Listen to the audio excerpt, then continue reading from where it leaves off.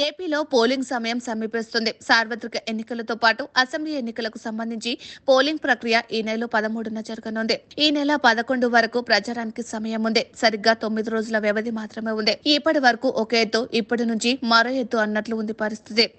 ప్రతివ్యూహాల్లో అన్ని రాజకీయ పార్టీలు నిమగ్నమయ్యాయి. అటు పోటీలో ఉన్న అభ్యర్థులు సైతం తీవ్ర ప్రయత్నాలు చేస్తున్నారు. ప్రజలను తమ వైపు తిప్పుకునే ఏ అవకాశాన్ని జారవిడ్చుకోవడం లేదు. ఫలితాన్ని తమకు అనుకూలంగా మార్చుకునేందుకు ప్రధాన రాజకీయ పార్టీలు శ్రమిస్తున్నాయి. అయితే గతానికి భిన్నంగా ఎన్నికలు జరుగుతున్నాయి. ఎన్నికల నిబంధనలతో ప్రచార సందడి కనిపించడం లేదు. గతంలో ఎన్నికల ప్రచారం పార్టీ సానుభూతి పరుడు, ఇంటిపై జెండాలు కనిపించేవి. ఇప్పుడు ఆ పరిస్థితి లేదు. ప్రచారం తీరుతెన్నలు పూర్తిగా మారిపోయాయి. దీనికి తోడు ఎండలు మండిపోతున్నాయి. వేసవి ఎండలు ముదురుతుండటంతో ఉదయం సాయంత్రానికి ప్రచారం పరిమితమవుతుంది. గతంలో మాదిరిగా సభలు, సమావేశాలకు పార్టీల శ్రేణులు పెద్దగా హాజరు కావడం లేదు. దీంతో అభ్యర్థులు తలలు పట్టుకుంటున్నారు. వారికి ఏం చేయాలో పోవడం లేదు. అయితే గతంలో ఎన్నడూ లేని విధంగా ఈ ఎన్నికల్లో ఖర్చు అవుతోంది. అభ్యర్థులకు భారంగా మారుతోంది. కులాలు, ప్రాంతాల వారీగా నేతలు ప్రచార పర్వంలో అడుగు పెడుతున్నారు. ఏకకాలంలో నాయకుల బృందాలు ప్రచారం సాగుతున్నాయి. అటు వాహన ఖర్చు కూడా పెరిగింది. ప్రతి ఒక్కరికి కార్లు,